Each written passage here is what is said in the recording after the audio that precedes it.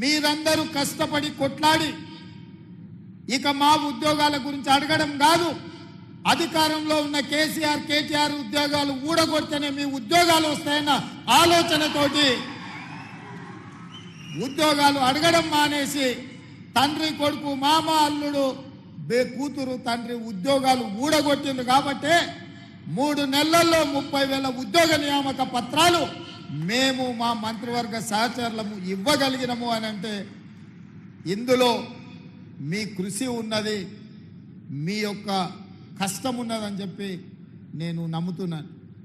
అందుకే మిత్రులారా, విద్య మీద పెట్టే ఖర్చు కాదు, విద్య మీద పెట్టే ఖర్చు పెట్టుబడి భవిష్యత్ తరాలను నిర్మించడానికి ఉపయోగపడే ఇంధనం.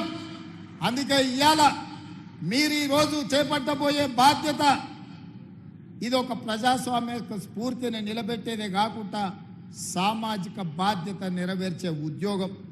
మీ ఉద్యోగాల ద్వారా ఈ రాష్ట్రానికి ఐఏఎస్లను ఐపీఎస్లను ఐఆర్ఎస్లను లేకపోతే జాతీయ స్థాయి అధికారులను తయారు చేయడమే కాకుండా డాక్టర్లను లాయర్లను ఇంజనీర్లను తయారు చేసే ఉత్పత్తి కేంద్రంగా ఈరోజు మీరు బాధ్యత చేపట్టబోతున్నారు.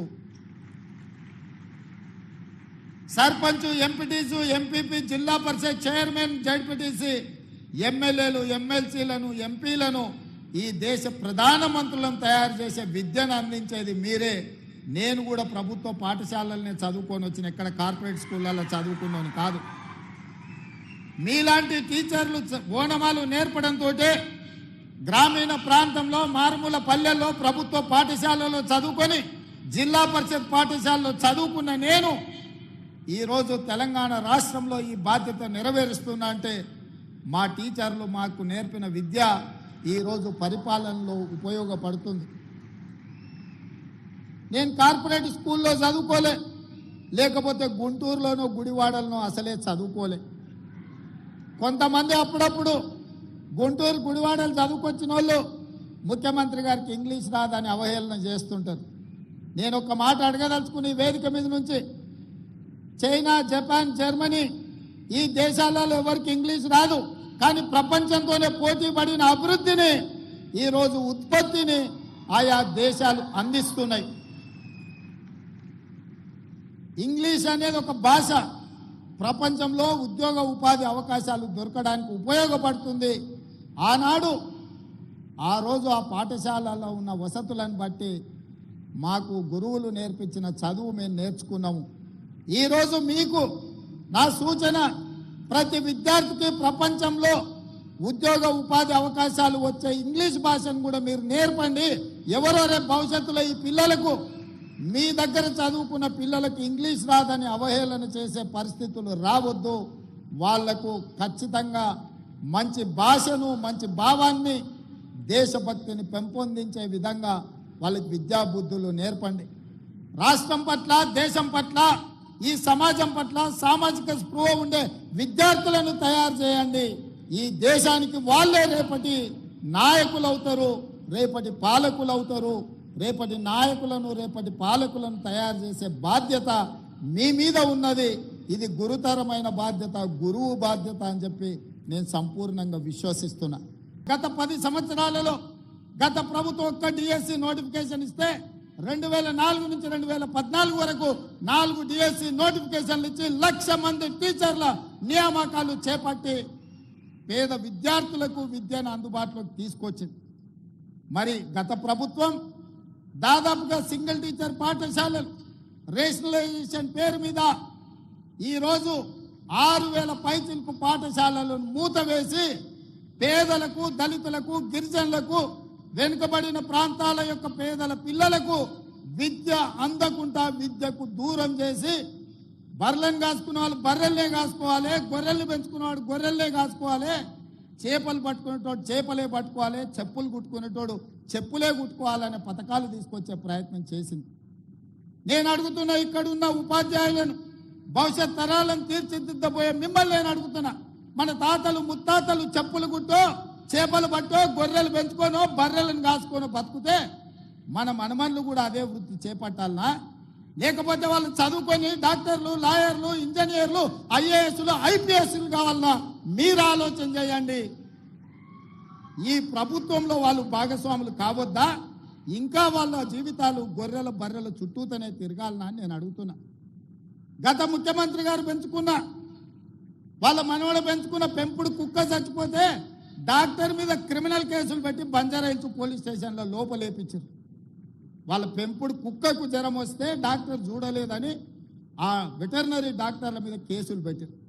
మరి ఇలా ఉద్యోగాలు రాక వందలాది మంది విద్యార్థులు ఆత్మహత్యలు చేసుకుంటుంటే వాళ్ళను ఊరేయాలనా లేదా మీరు ఒక్కసారి ఆలోచన చేయండి.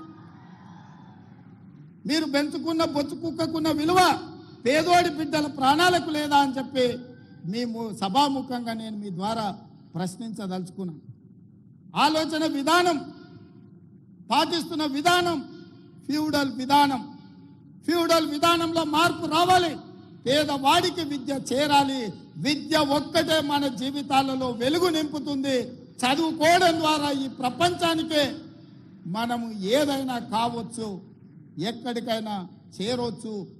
దానికి మీరే బాధ్యత వహించాలి. మీరు ఖచ్చితంగా దిశగా ప్రయాణించాలి. ఇవాళ ప్రజలకు స్వేచ్ఛ వచ్చిందా లేదా మీరు ఒక్కసారి ఆలోచన చేయండి. ఒకనాడు మంత్రులు ఎవరైనా మిమ్మల్ని కలిసేటోళ్ళ? ఎప్పుడైనా మీరు ముఖ్యమంత్రిని చూసిండ్రా? ఎప్పుడైనా ముఖ్యమంత్రి ఎవరైనా కలిసిండా? ఇవాళ పరిస్థితి ఉందా? మీరు ఎవరైనా రేవంత్ అన్న అంటే ఏందమ్మా అని వెనక్కి తిరిగి మాట్లాడుతున్నా కదా. మీ అభిమానంతోనే కదా ఇక్కడ ఉన్నది. ఈ అవకాశం మీరు ఇచ్చిందే కదా. మా తాతనో ముత్తాతనో ఇచ్చింది కాదు కదా. మా తాతలు ఇచ్చిన ఆస్తి కాదు కదా ఇది. అందుకే ఈరోజు మా ప్రభుత్వం, మా మంత్రివర్గ సహచరులు పేదలకు అండగా నిలబడాలన్న ఆలోచనతో నిరంతరం మేము పనిచేస్తున్నాము. ఇంకా చెయ్యాలన్న ఆలోచన మాకుంది. మీ ప్రోత్సాహం ఉండాలి, పెద్దల ఆశీర్వాదం ఉండాలి, మిత్రుల యువమిత్రుల సహకారం ఉండాలి.